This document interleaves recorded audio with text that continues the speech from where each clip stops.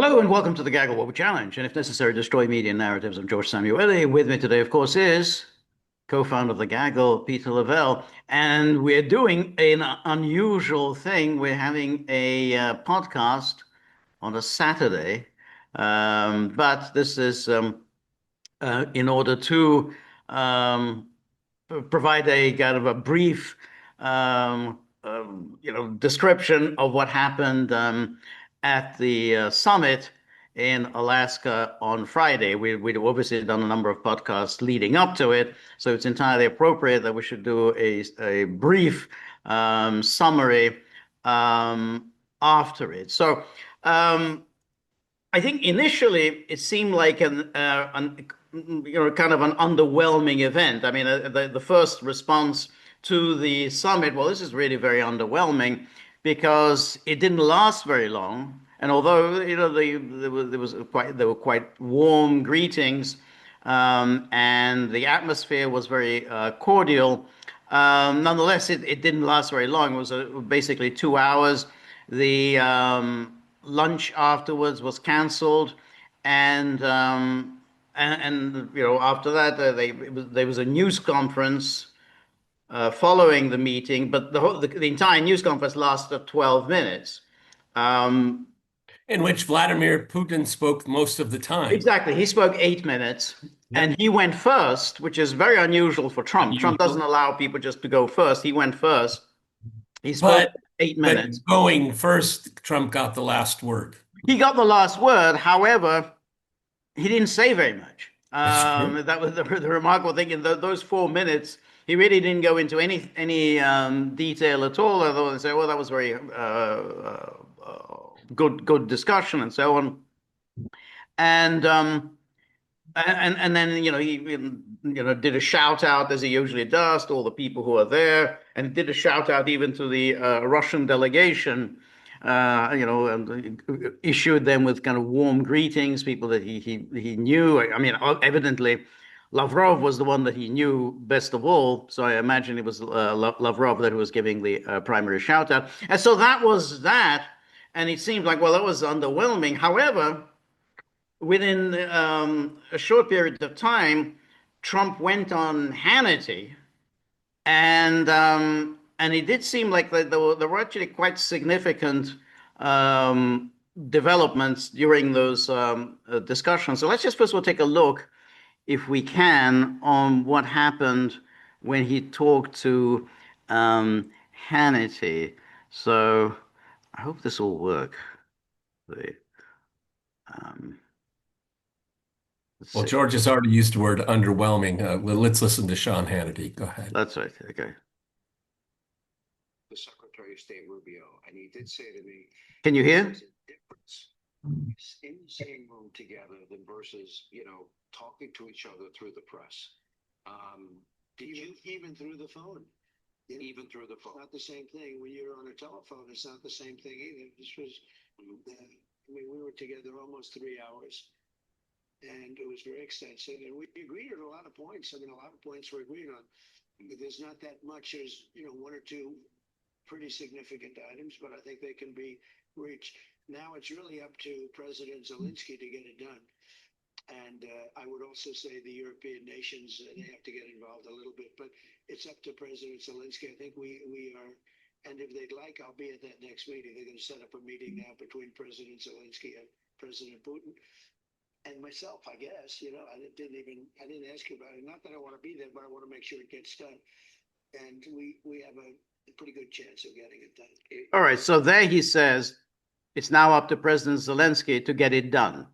We don't know what the it is because there was no, I mean, Putin during his 8 minute speech said that some agreements had been reached, but he left vague. He left that vague, and he says here, so it's now up to Zelensky to get it done, and it's up to the Europeans to get involved.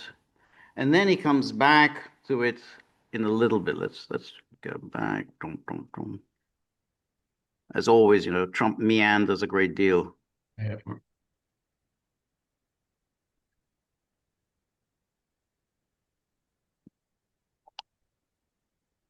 All right, let's see if this works.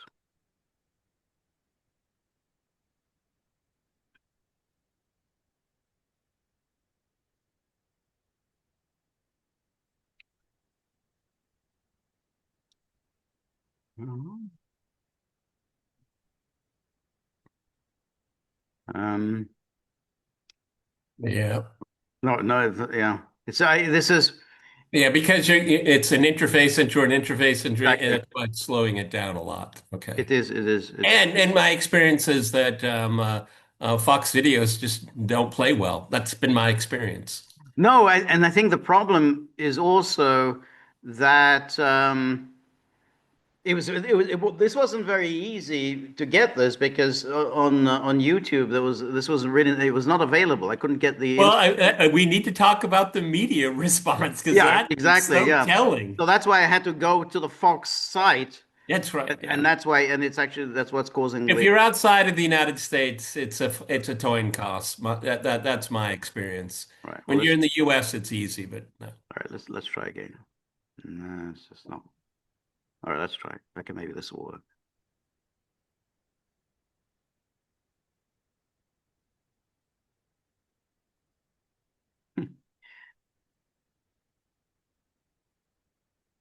I don't think it's going to work, George. No, I don't think it will.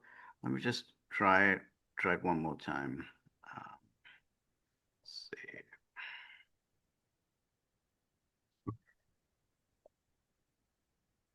All right, let's try it one more time.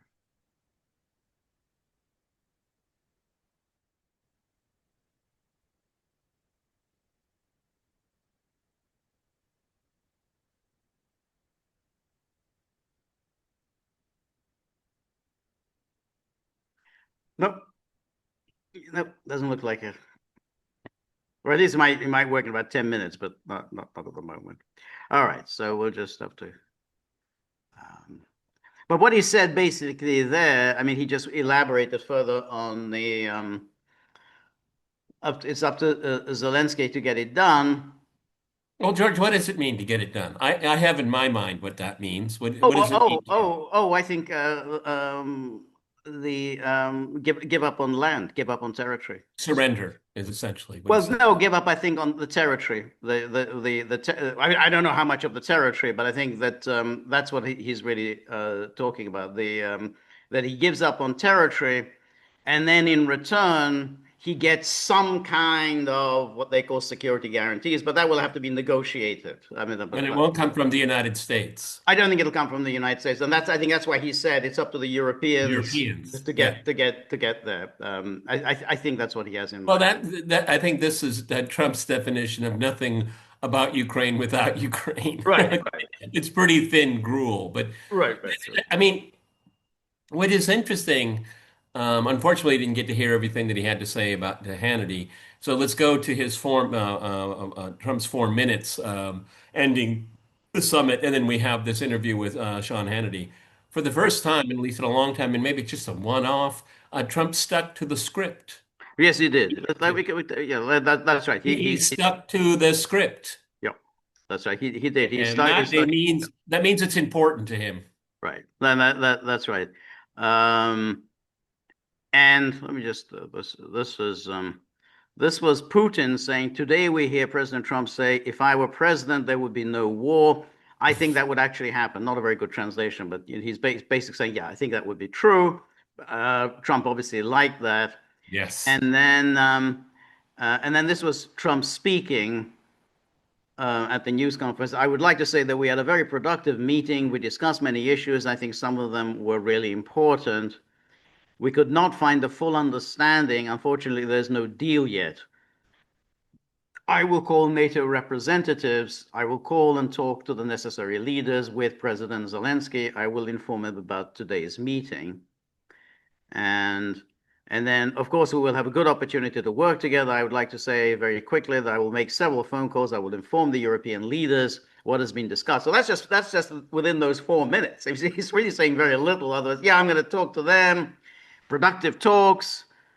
And the first and most important thing probably is that we had a very good chance of reaching a peaceful settlement. We have not reached it yet, but I thank President Putin and his team for the fact that you sitting here have done everything necessary for this. Okay. And I'm still looking for the key word ceasefire. No, that's the point. And this is what That's the point. this was it. He then sent out this truth today. This is very important. This truth that he sent out when he was aboard Air Force One. He says, a great and very successful day in Alaska. The meeting with President Putin went very well, as did a late night phone call with President Zelensky and the various European leaders, including the highly respected Secretary General of Highly Ukraine. Yeah, I love this. respected. Highly respected. Highly respected by whom? It was determined. Here it is. It was determined by all that the best way to end the horrific war between Russia and Ukraine is to go directly to a peace agreement, which would Okay, end well, the I war. think that George and I have been saying that Right. for No, well, that's right. But it was very. just about forever. Okay. That's right. That's exactly right. And that's what. But what's so striking about that is that it's a complete reversal from what he was saying going in. Yep. Yep. Because then he said, "Oh, the ceasefire. If Putin doesn't go along with then the ceasefire, they're going to be extreme measures taken and whatever." And when Hannity, when he asked him, "You can impose sanctions," he said, "Well, at the moment, there's no real need for it. Maybe I will down the road, but at the moment, there's no need for it." So no ceasefire, no sanctions, at least for the time being, and Zelensky is coming to DC on Monday. Monday. So it says ceasefire, which oftentimes do not hold up, and then President Zelensky will be coming to DC on Monday. If all works out, we will then schedule a meeting with President Putin. Potentially millions of people's lives will be saved. It's very interesting to me. Okay, not only the reversal. I think it was always in the cards, okay. But this is what really caught my eye, my one eye, I should say, which would end the war, not a mere ceasefire, which oftentimes do not hold up. This is the Russians talking to Right. him. Mm-hmm. This is the Russians saying, look, your idea about a ceasefire, we have one realm of conversations going on, and then we're gonna allow maybe maniacal forces Right. to disrupt that. Why Right. would you allow? And I think Putin and his people say, "Yeah, you got a point. You got a Right. point." And Right. that is really the key point in this truth, in my Right. opinion. Right. No, that absolutely. This is a complete reversal of what he was saying going in. Hence the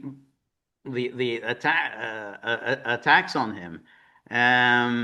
Which And were brutal, brutal. Woo. yeah, that exactly. They were brutal. And here is the article, although summarizing this from Axios. Yeah, this guy seems to have an inside He track. does. He does. He He is does. all over the place. He Yeah. he he does. I don't know how he does it, but those guys, the guys who run Axios, they were the ones who founded Politico. Then they sold Politico for I don't know how many millions to Axel Springer. But they were very smart. I mean, I think that they do that. They're clued in Yeah, to everyone they're plugged in in. They're Washington. Yeah, plugged in. yeah, exactly. So it says Trump to meet Zelensky on Monday after quote difficult post-summit call. Are they softening up their viewership here? Well, After I think difficult, so. I yeah. think so. I mean, if it was a difficult call and he summoned him to come to Washington, I imagine that's going to be a difficult conversation. Well, I have to wonder what kind of public exposure such a meeting is going to have. Is it just going to be Zelensky shows up, they have a chat, and he leaves, or is it going to be full court? I'll be very curious. Well, I would imagine it'll be one of those things that Zelensky will be there, and then Trump will probably have to put in a call to all those Europeans, who'll be huddled around the telephone, all the Macrons and Starmers and everyone, and says, "Well, I've got Vladimir here. What do you want to say to him?" Um, something like that, anyway. But here he's We'll saying that see. after his summit with blah blah blah, Trump will meet Zelensky for what could be a difficult meeting at the White House on Monday But afternoon. difficult for whom? I think that means it's going to be difficult for Yeah. yeah. Trump's positions coming out of the meeting, that he no longer supports a ceasefire and it's up to President Zelensky to make peace, appear highly unfavorable to Ukraine. Zelensky and Trump announced their upcoming meeting after a phone call between Trump and the Ukrainian president and several NATO leaders, during which the president briefed them on his meeting with Putin. Okay, we have to, for everyone, for those that don't know the nitty-gritty here. Apparently, how long was the telephone conversation I with think it was an hour and a half.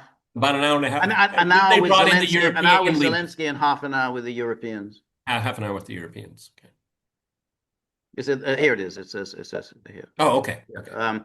The did I miss that? Let's go back. Yeah. Here we go. Sorry. Go ahead. No, it's good. Yeah, the call, which lasted more than an hour and a half, was not easy. And then Trump called Zelensky for Air Force One on his way back to Washington from Alaska. Secretary of State Marco Rubio and White House envoy Steve Witkoff were also on the call.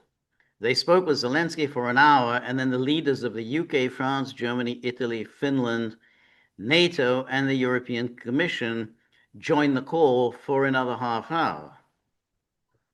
I'm still sort of baffled about how Finland gets in on all of these things.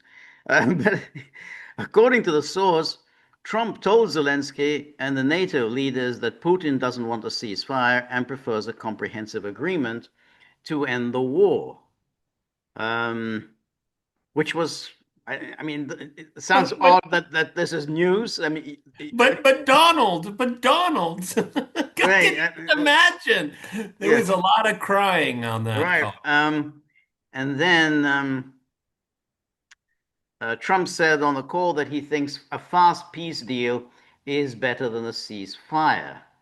And then that's the opposite from the approach Trump originally endorsed.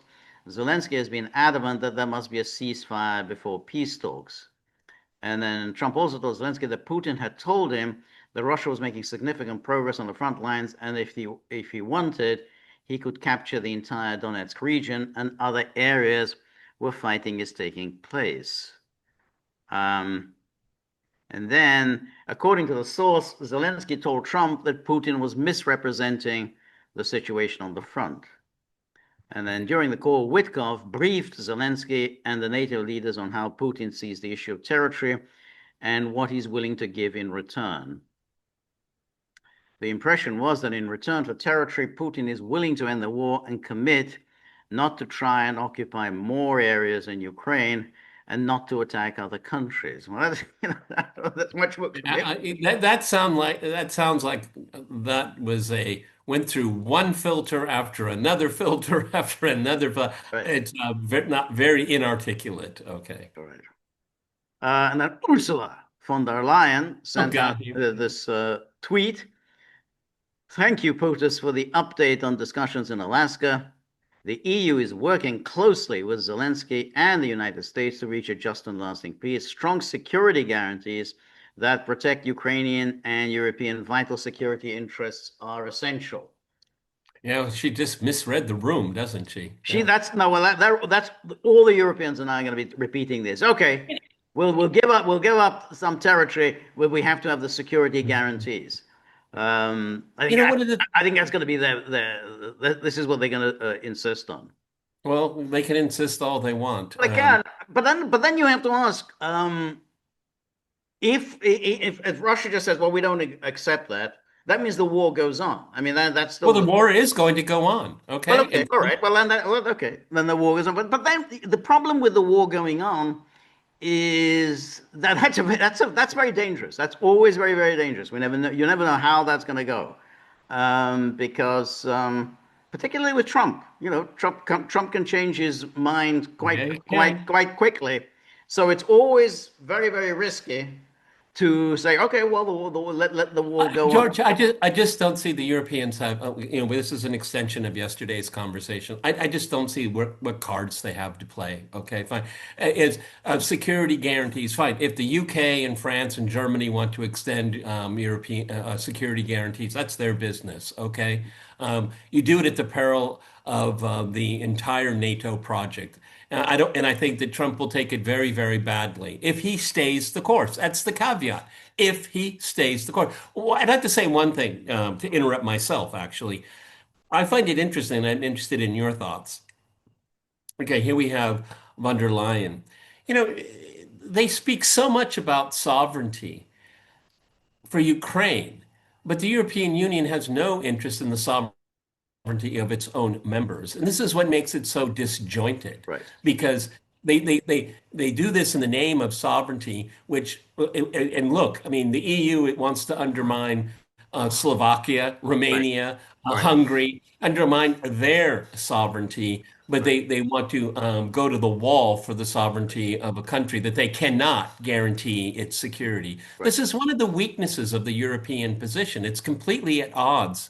And their capacity and their ability to have it come to fruition. And I don't know if Trump is. I mean, if there are two countries in all of this that are interested in their sovereignty, it's Russia and the United States. Right. Right. And the Europeans are very much compromised because you know, Germany, please, European Commission, pass legislation or law that I have my hands tied over the Nord Stream pipeline. I mean, this is the kind of stuff that doesn't make any sense. Sorry, that's an introduction. I'm sorry to introduce that because I just didn't want to forget it. But I will reiterate, I just don't see where the Europeans have the pull. Do they have the ability to make to interrupt this and to be obstructionist? Sure, I agree with that, but they're not going to get their way. No, I think that the only way they can, I mean, and I think this was stated by Starmer back, way back in the spring when he said that, well, we can have a security guarantee, but we need the American backstop. I mean, I think that without the American They're not presence, going it's to going get to be it. very, very difficult for them to basically to make that decision because then they're going to say then they're putting their own soldiers in peril because then well, what are you going to do? I mean, if they get shot at, I mean, you're going to go to war, so that they need that American Do you see that is guarantee, still in the cards? right? No, Um, that's a question. Do you see that that's still in the cards? well, probably not, but you can't always be sure. I mean, I already gave that's you the the thing. caveat. I already gave Yeah, you the caveat. exactly, exactly. Yeah, yeah. And then here was a statement by Macron, Maloney, Merz, Starmer, Stubb, the Finn, Stubb, and This looks like an eye test for me. it does look like an eye test. It does, Sorry. yeah. Yes, I can read all of that. Yes, I can. Thank you. I'm sorry. um, Early this morning, President Trump debriefed us, and President Zelensky, following his meetings with the Russian president, and leaders welcomed President Trump's efforts to stop the killing in Ukraine, end Russia's war of aggression, achieve a just and lasting peace. As President Trump said, there's no deal until there's a deal. As envisioned by President Trump, the next step must now be that thing that he said, there's no deal until there's a deal. I think he said that. I mean, maybe I'm mistaken. I think he only said that at the Hannity interview. I don't think he said that at the presser. Maybe I'm wrong. That's a good because a lot of media outlets are extremely lazy and Right, dishonorable where they don't exactly source it. I agree with George. I'm not really sure when he said right. that He said that first. definitely during the Hannity interview, but I don't think he also said it at the news But the conference. impression is that he said it at the Right, conclusion of the right, summit. right, exactly. Um, and then, as envisioned by President Trump, the next step must now be further talks, including President Zelensky, whom he will meet soon. We are also ready to work with President Trump and President Zelensky towards a trilateral summit with European support. Um, No, and not going yeah, to happen. I don't Not think going so to happen. either. I don't. Not going to happen. I don't think so. We are clear that Ukraine must have ironclad. You see, this is they all repeating this ironclad security guarantees to effectively defend its sovereignty and territorial integrity. We welcome President Trump's statement that the U.S. is prepared to give security guarantees. He hasn't He said didn't that. say that. He Not said hasn't that. said He's that. kind of mumbled. I mean, as is Hasn't his said wont, it. but he has not said U.S. is prepared to give security guarantees. That's a big step for the United States to do. So yeah, the coalition of the willing is ready to play an active role. No limitations should be placed. But so they're always doing this. They're always putting words into Trump's mouth. We did that. We, We we did that. covered that Yeah, we talked about extensively yesterday. yesterday. Yes, that's right. With Macron. Now they're all joining. Yeah, yeah. Trump said that. Um, This is a peculiar mental state that they're in. Okay. I mean, this is not based in reality. right, It is based on hope, right. or actually not hope. This is cope. The coalition of the willing is ready to play an active role. No limitation should be placed on Ukraine's armed forces. This is it. I mean, this is nuts. I mean, how are you going to negotiate anything? What Trump was saying yesterday, hey, you got a deal and we're going to negotiate something. I mean, you have to start negotiating. You're putting forward a ridiculous position and indicates that you're not prepared to negotiate. That's why they weren't at the Right, table. right, Okay. And now they're reinforcing the conviction that they should not be right, at the table. right, right. No limitation should be placed on Ukraine's armed forces or on its cooperation with third countries. Russia cannot have a veto against Ukraine's pathway to EU. Oh, wow, wow. What is that written on the back of an envelope of every leader's pocket? It's like, oh, wow, Russia cannot have a veto against. No, no, no. George and I have We've been disproved through it. of the entire course of the conflict. That's Okay, and I don't really want to waste no, time on it. Okay. we talked about it so much. Yeah.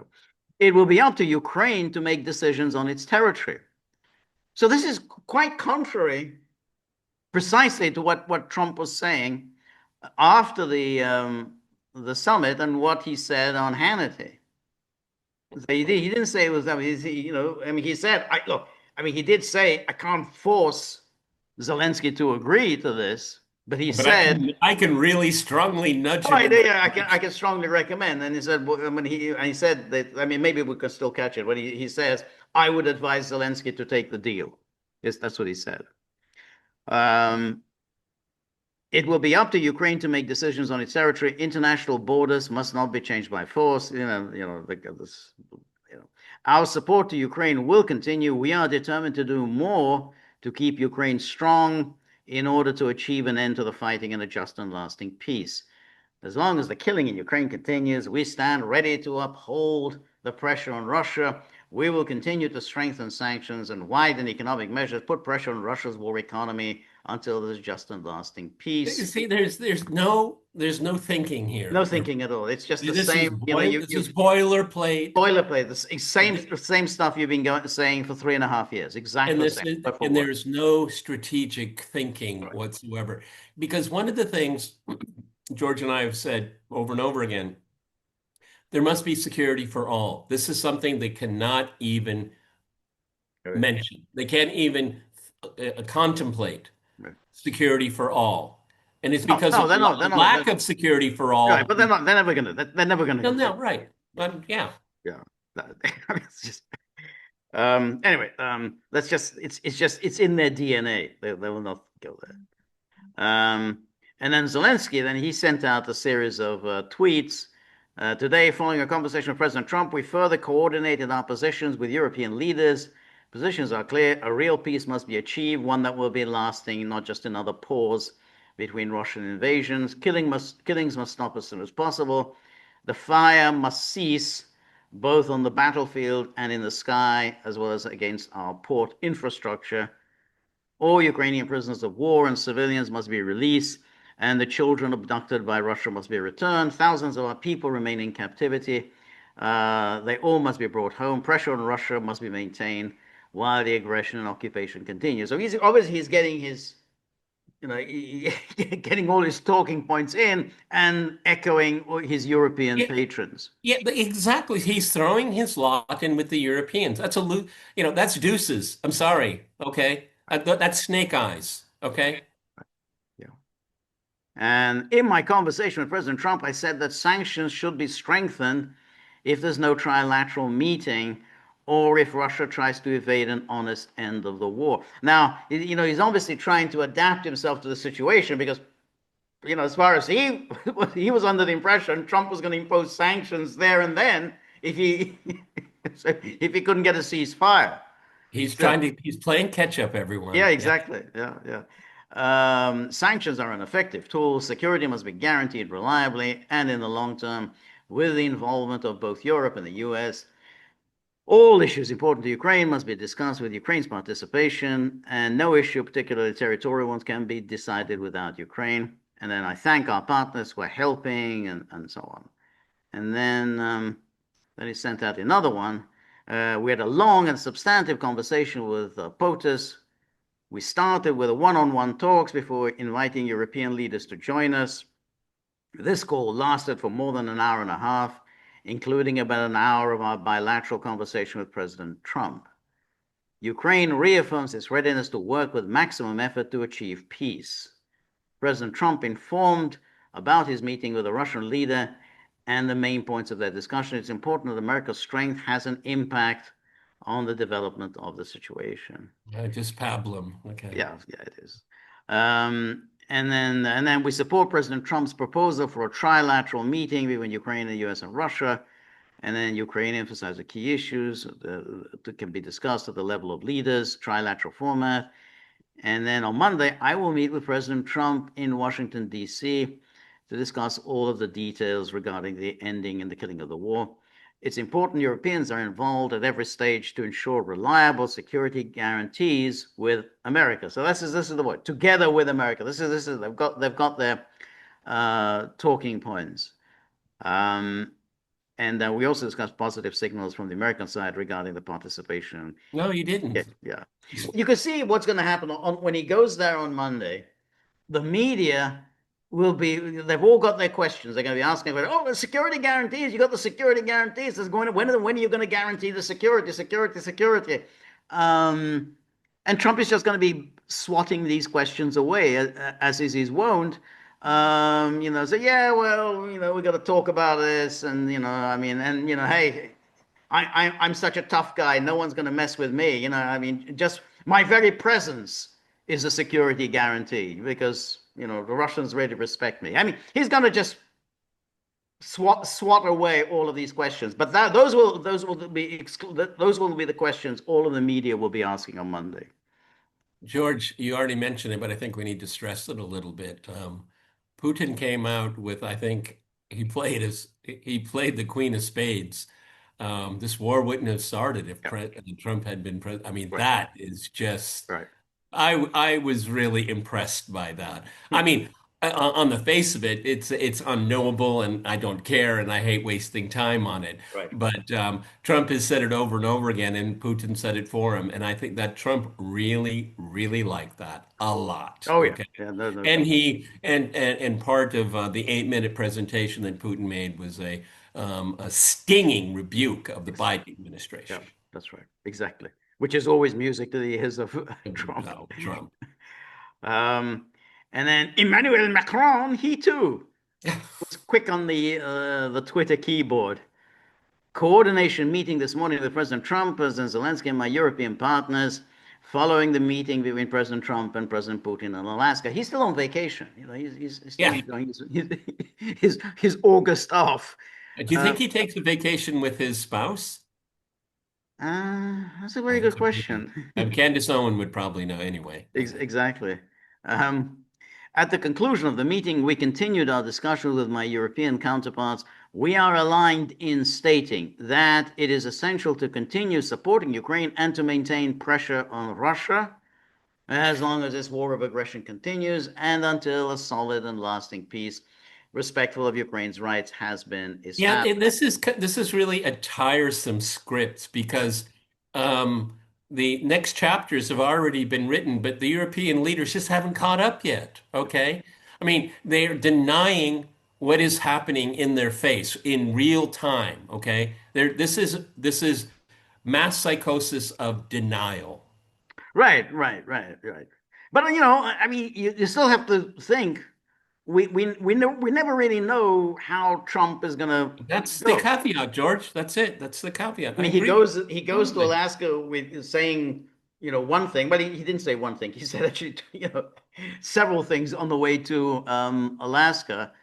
But then he said, that, he made an abrupt reversal. So we can't be sure that he's not going to make another I reversal agree. next I week. mean, but one thing seemed clear to me, and I disagree with a lot of the media coverage because the media coverage was just so negative from the Yes. get-go. It's hardly worth even. I Yeah. mean, I did a real quick cursory view. I mean, I didn't want to waste my day on it, okay? But I would venture to say that Trump liked those negotiations. He liked the atmosphere because you used the words to swat away because Right. that's what he's going to start doing, and Right. he doesn't like doing it, Right. Right. okay? Right.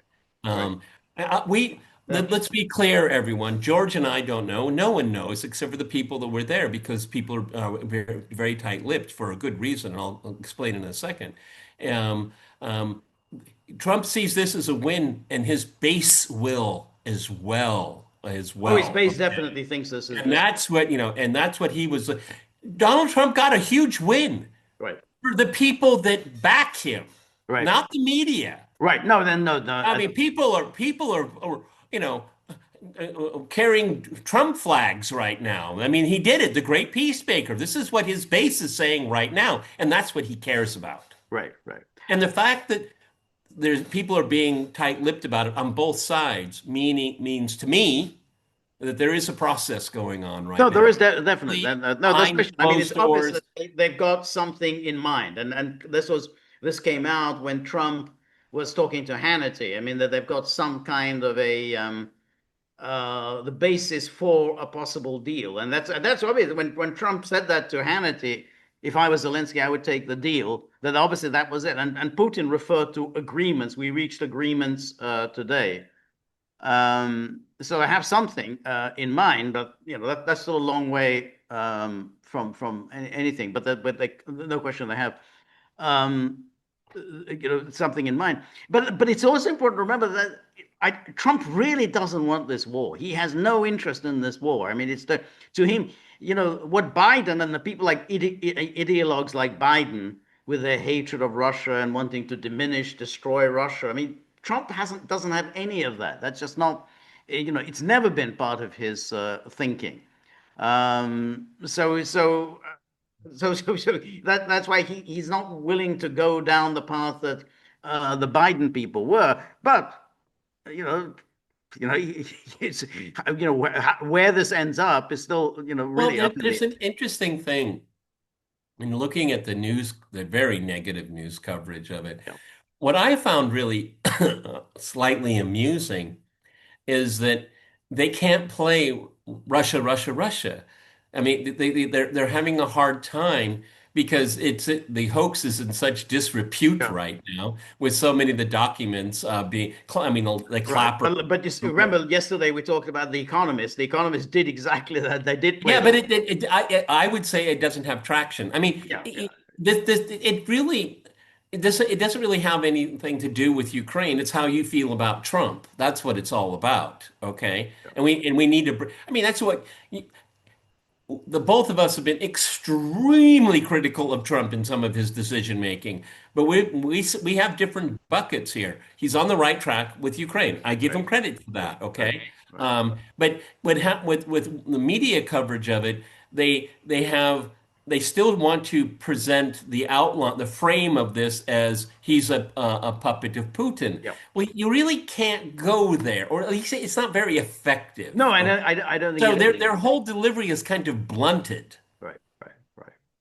But that was that was the gravamen of their coverage, which is that he is entirely enthralled to Putin. So before it used to be that, oh yeah, obviously there's something untoward in his relationship with Putin, the Steele dossier and whatever. Now it's much more that Putin is just this master KGB spy who twists people around his little finger.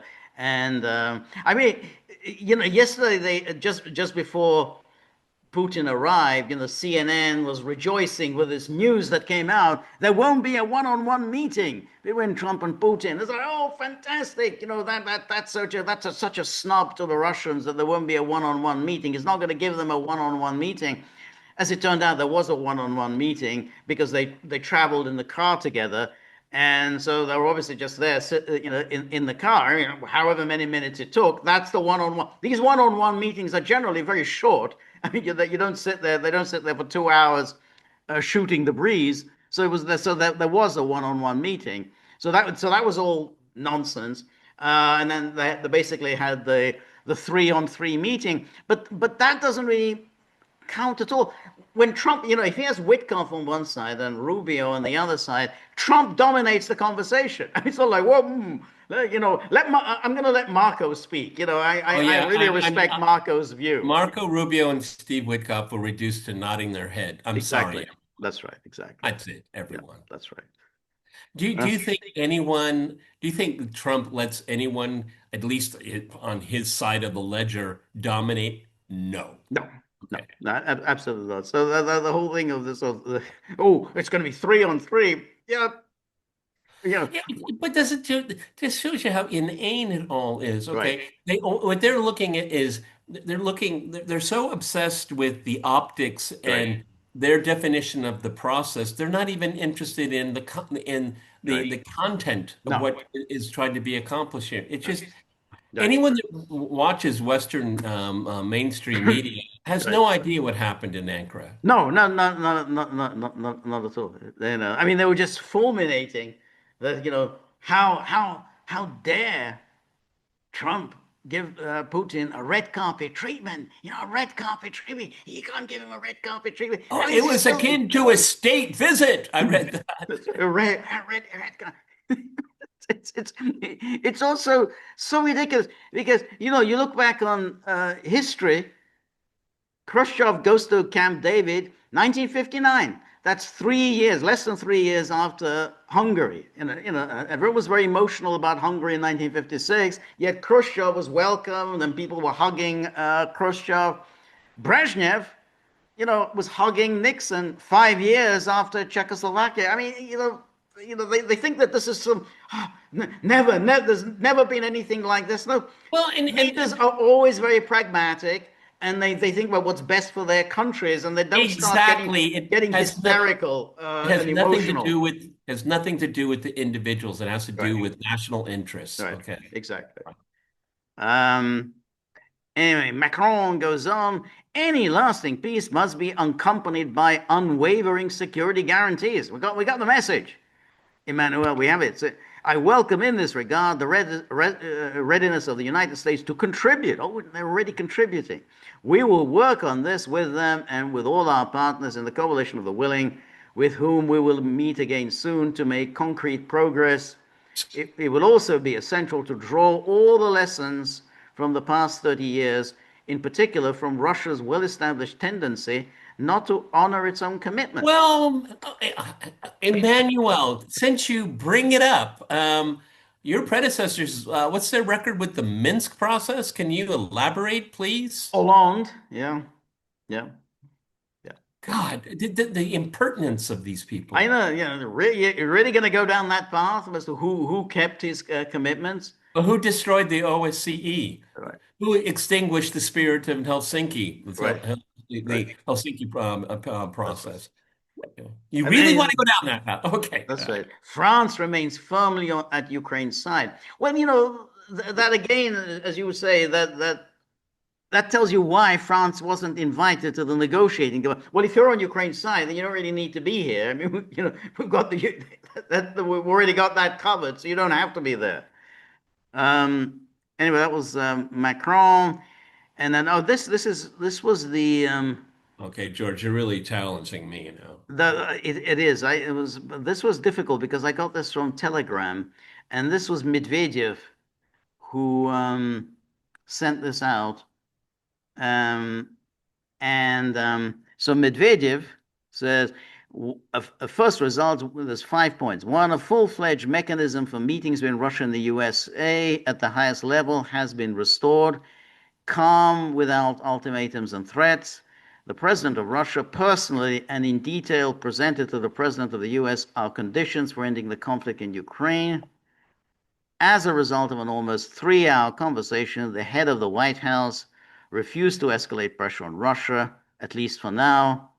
Important, the meeting proved that negotiations are possible without preconditions and simultaneously with the continuation of the special military operation.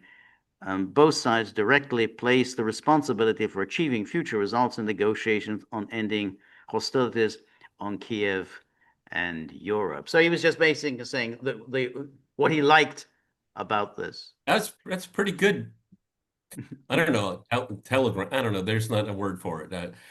They're not tweets on Telegram. Okay. Anyway. That's right.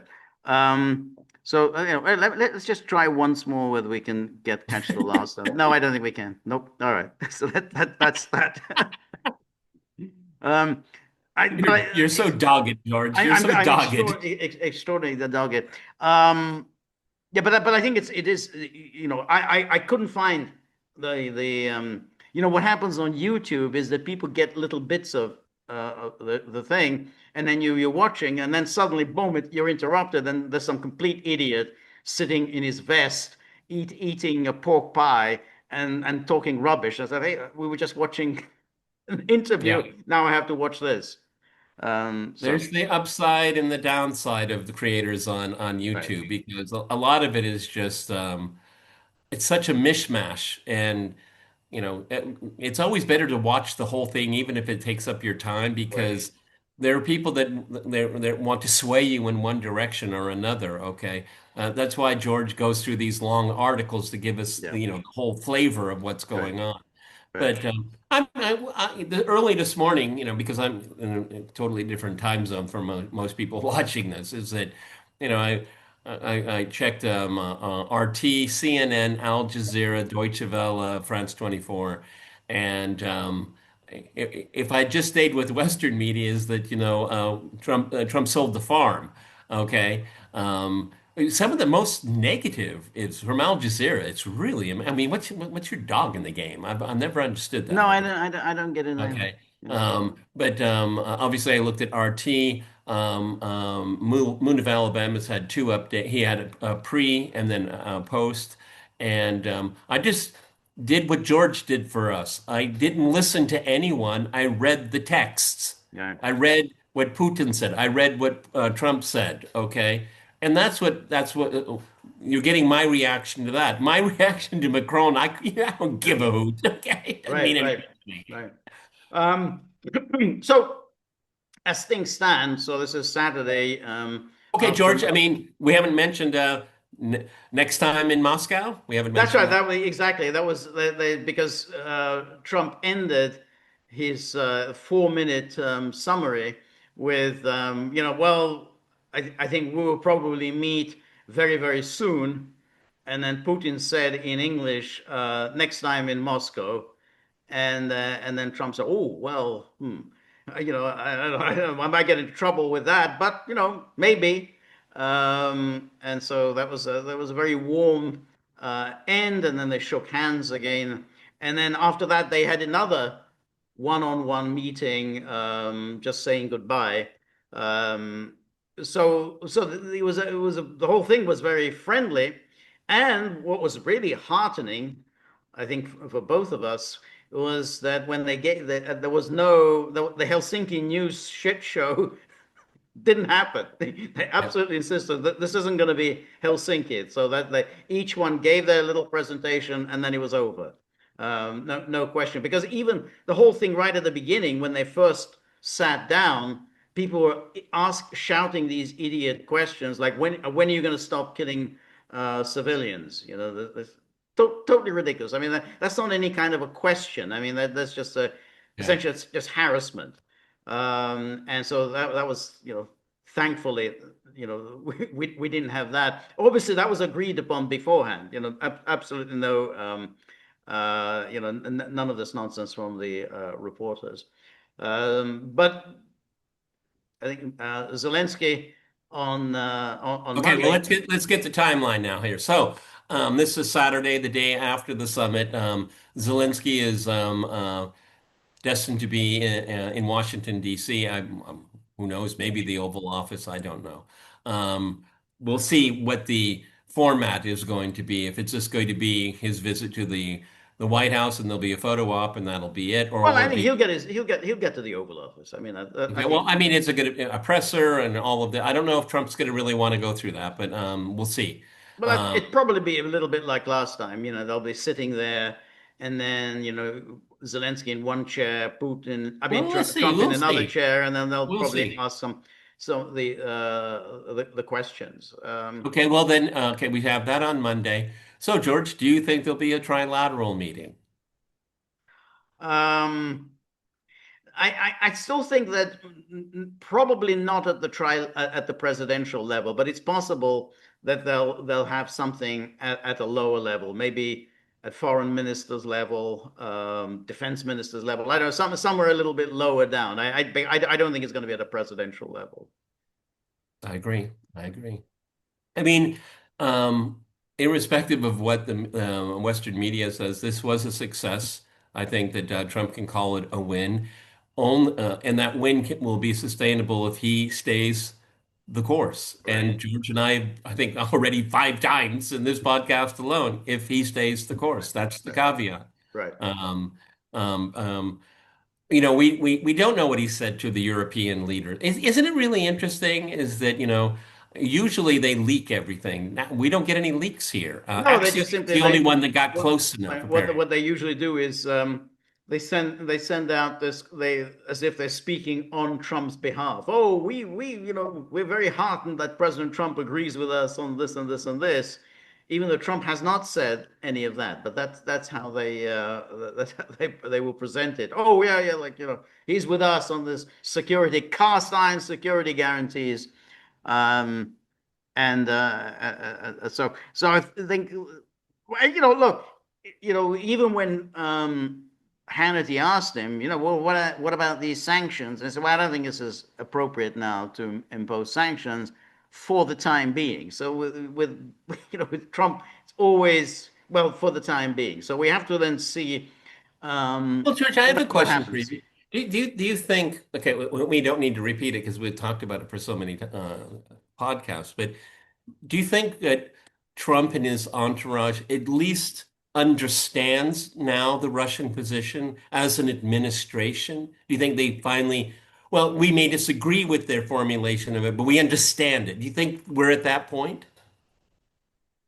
Um, well, it's possible. Um, because there's no particular reason for Trump not to understand it. Um, because he has never been committed to the kind of dogma of the American foreign policy establishment. So there's no reason for him not to accept. So I think when Putin said what he understands, Trump, he's very concerned about America's national interest, and he understands Russia's national interest. I think that's quite likely. Now, Rubio, I mean, he's just, I imagine, biding his time. Um, then Witkoff just says whatever Trump tells him to say. It's the Ed McMahon. Yeah. Yeah, Good exactly. one, Mr. That was a good one, Mr. That's um, um, so I think that there is a possibility here. There's a possibility of an agreement, but there are many obstacles along the way. I mean, there's no Yeah, I question. mean, okay, Many you many said obstacles. there's a possibility of agreement. We have to parse that here. Who are the parties in the agreement? Well, I think the parties of the agreement would be um, that I think Ukraine would certainly have to give up territory. I think a Um, lot more than territory, George. A lot well, I more. think there would have to be limitations. Because I don't. I think the territory is Well, that's it's true, the but appetizer. yeah, but And it's then something that everybody right, can no, understand. yeah, Okay. but since they've been fighting for this territory, Russia can't just very well give up what they've been fighting for. I mean, they've lost too many lives to fight for this territory, so they can't really surrender this territory. I mean, I agree there are other things Um, but still, I guess the question is, um, what would be the conditions under which each side says, okay, enough. Let's just call it to an end. Um, I mean, what concessions do you think Russia would be willing to make? And that's, I mean, Russia. I mean, a compromise is a compromise. So, what concessions would Okay, I Russia think willing to it's make? Or something. Russia won't. I Or you think say Russia just won't compromise? I think overall it's not going to compromise much. Okay. I think you and I are the first people to actually talk about it, and this was a while back, is the four oblasts. Okay. Um, in principle, they already are part of the Russian Federation, but it doesn't mean that those borders cannot be changed, and it's nothing dramatic about it. Okay, let's say in Zaporozhye, for example, I'm just putting this up as an example. What if there's, at one point it's like 90% Ukrainians living Right. there. So we get just like, okay, whatever. We'll move the Right. border a little bit over here. The Ukrainians can stay in Ukraine. Okay, and they'll probably be happy to be in Ukraine. Okay, those kind of tweaking things, I think, is very possible. Okay, but that's why when you look at the media coverage about the territories, I just kind of move along, skip it, because that's not what this is about. Russia's not fighting the. George is right. I mean, they lost troops for this territory, but territory is not the prime, not even remotely at Right. this. No. No. So, I But mean, nonetheless, they're let me. not. You asked me the question. Let me finish here. Okay. I still think no NATO infrastructure in Ukraine. None. No NATO troops. None. Okay. Um, regime. The nature of the regime. Now that'll be a kind of a tricky one. And I proposed to you last week that if Ukraine is forced, and it will be forced, okay, to accept concessions that the Russians demand, that may affect regime change. And that may be part of the Russian calculation, is that if they accept A, B, and C, that will disrupt the regime, destabilize the regime so much that there could be a change there in itself. It doesn't mean a good outcome. You could have Zelensky come in, which he's a Banderite, okay? But I don't think overtly Zelensky has to go. I don't think the Russians will ever say that directly. But because of the conditions that they're going to demand that Ukraine accept and force the Europeans to recognize, would affect regime change. And I think that's part of their calculation. Right. No, that's right. So, in point of fact, the regime change would actually not be the kind of regime change that Russia might have wanted, because if you replace Zelensky by Zelensky, then you haven't really achieved anything that Russia would have wanted. So, Or Zaluzhny might have a come to Jesus moment and just say, "Hey, I know, George. I know. Okay. I I, mean, did you see the Vanity Fair yeah, slop yeah, yeah, on him? yeah, yeah, yeah. Um, I mean, I, that's a dilemma. That's a dilemma for but the yeah, West. yeah. Okay. I tend to think that they're just going to leave that. They're going to say that let the Ukrainians deal with that. I think they will just leave that issue alone. Um, um, I mean, I guess then it goes. I mean, we saw from the response of the Europeans, they're talking about these security guarantees. Um, but I think we're in agreement that the problem for the Europeans is they're not willing to put their troops They don't in have the harm's way capacity. without the American backstop. I mean, They that's don't have the ultimately. capacity. Yes, I agree. They That's don't have the capacity. and that's your problem, and that's where you have to think Trump of all people is just simply not going to go there. I mean, some other president might have done, but Trump of all people, it just simply for him, what that would mean as a guarantee. You're providing a guarantee to Kiev. There's just no That way would that be he could do doing it. Biden on Yeah, steroids. yeah, yeah. That would be Yeah, that would be going full Biden. right. Biden didn't even do that. No, even Biden didn't do it. Yeah, I agree. That would be the difficult one. So then the question would arise. Well, we're kind of moving, way down the road. Uh, No, we're not. I think this but is exactly where we are. And j just to press that point, and not to name names because you know who I'm talking about, and these people.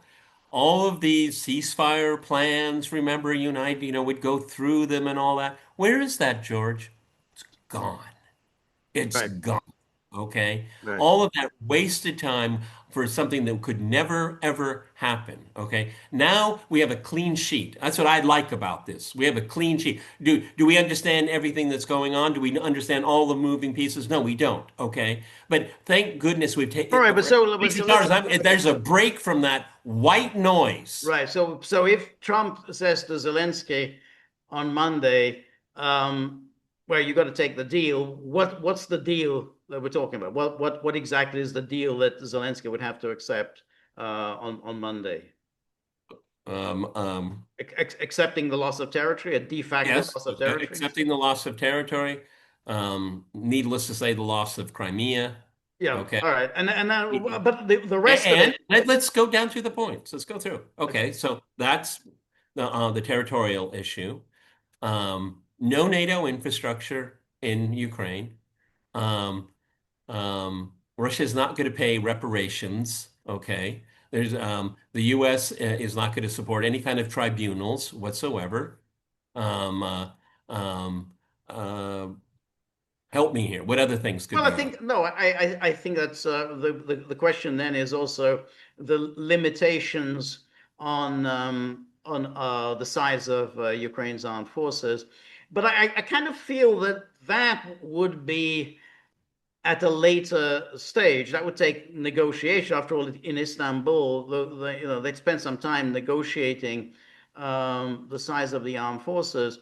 But if I think in principle, if in principle Zelensky said, okay, then you know I'm prepared to cede territories like de facto, that could be the basis to say, okay, well then we can have in the we can have some sort of an interim period during which we start negotiating the size of the Ukraine's armed forces and whatever other agreements that you may want to sign with other countries. So if he's prepared to go there, then I think that could be the beginning of the end of the war.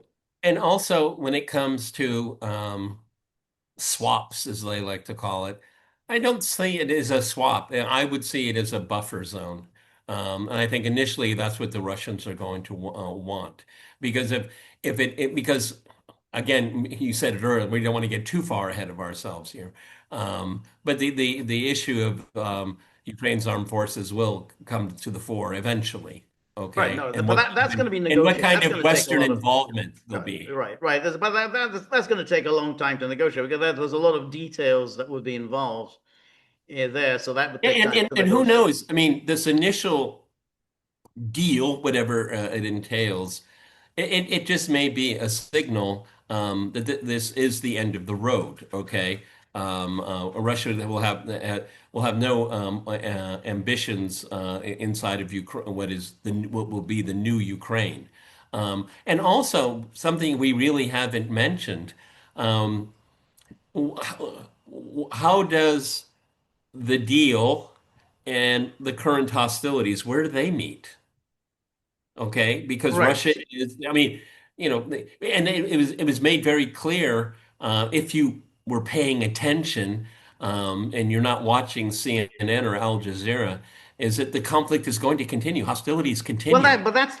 that's the point. Now, if the deal, if there is a deal, would mean that Zelensky is prepared to accept this as the basis for an agreement. Which up until now there was the talk about a ceasefire without agreeing to anything. That's always unacceptable. But if he indicates to Trump, and therefore Trump passes out to Putin, that Zelensky is willing to settle on whatever this deal is, then the ceasefire it would be a possibility because then you've got the basis for a deal. You got a basis for something, and now you have to work out all the minutiae, which does take a little bit of time, but then that would be the basis. So that's a very different kind of ceasefire than the one that they were talking about, which is ceasefire without any conditions. So of course the Russians aren't going to agree to that. But if it's a ceasefire combined with that, we've got the basis of a deal here.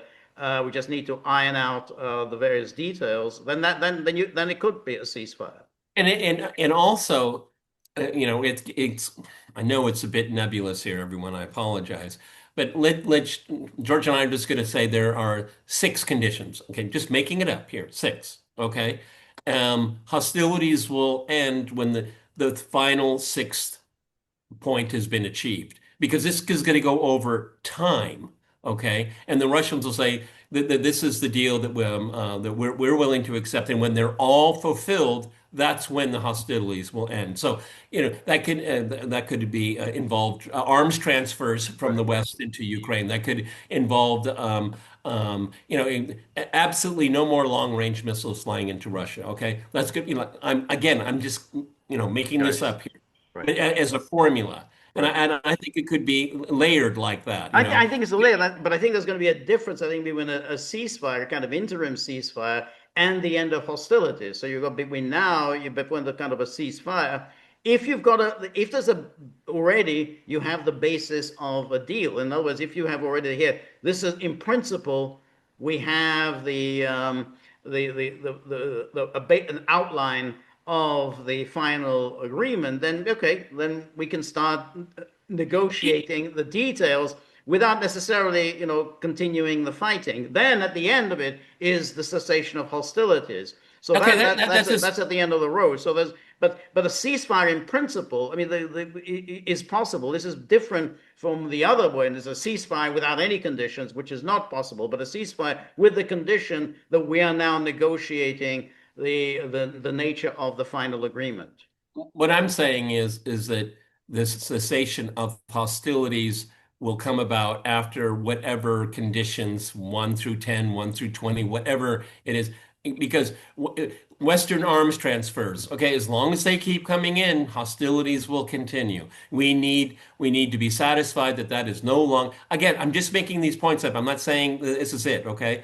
But that's why I think it can be staggered. Okay, so we know where we want to be. We know we're telegraphing the end of hostilities as far as we're concerned. We need these conditions to be met. Okay, obviously, Ukraine isn't a small state. Okay, it has a huge number of moving pieces and all that. Getting everyone on board. We cannot dismiss the possibility, everyone, that a nominal initial memorandum of understanding agreement, on this. Ukraine could go in a lot of different directions. Right. Okay, I mean, people going to, a civil war, which I've brought up in the past. I mean, that's one of the things I think is going to the Russian calculation is that if the accepting of whatever points there are, that's going to be very destabilizing for the Kiev regime, and it can go in many different directions. But that's by design, and that's how you get regime change off the board because it'll take care of itself. I think that's what part of this process is. You're right. You're right. No, I mean, I think so. But I think regime change just simply.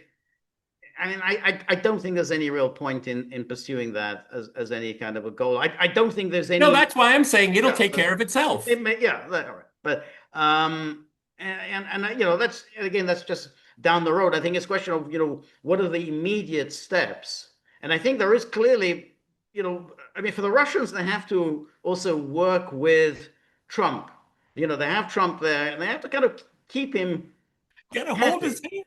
Yeah, they have to keep Trump happy. They don't want him Trump suddenly, saying, "Hey, I'm tired of this bullshit." So they got to keep him happy. They've got this good atmosphere after Alaska. That means there's some expectation that they're going to start making some progress towards some sort of a settlement. So obviously we're going to have to see. And I do think that go on.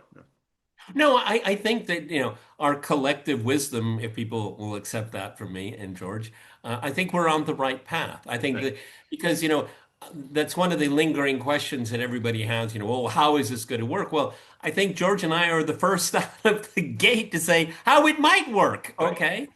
All right. Um, because there is regime exhaustion going on in Kiev. Okay, I mean it's slowly but surely coming apart. Now, George and I are infamous for saying we're not going to put any dates on it. Okay, I would like to point out, George, that some of the people that we observe in this space. They've kind of been a little contrite over the last 2 weeks, which I've been happy to see. Okay, Right. it's the end of last legism. It's not on the agenda so much anymore. Right. What is on the agenda, I think, in the roughest possible way, I think George and I have kind of given a sneak preview of what we might expect. Um, the thing about Zelensky is that I don't think he was ever really a warmonger. I mean, I think that he kind of I got pushed agree. into it. And I do think in 2019, I when agree. he won overwhelmingly, he won on a peace I was platform. happy. I Yeah, remember doing exactly. programs about it. That's right. So I don't think it's instinctively he's going to be unhappy if Trump pushes him to make an accommodation. Now he may be unhappy in thinking about his own personal fate, and that I think is a different question whether his own physical safety. That focuses your mind, It doesn't does it? focus your mind, and so that is definitely would be on his mind. But ideologically, he doesn't have any of the sort of the Banderite No, ideology nor that he. others have. What, how many capitals did he visit last week? He's Right, going to be in Washington on Monday. He loves that. right, Okay. I agree with you. I've never seen him as being ideologically obsessed about anything. right. He's very Trumpian in the sense that he's totally into himself. Yep, Okay. right, Um, he has to be calculating about his own physical right, right, right. safety Yeah, and his future.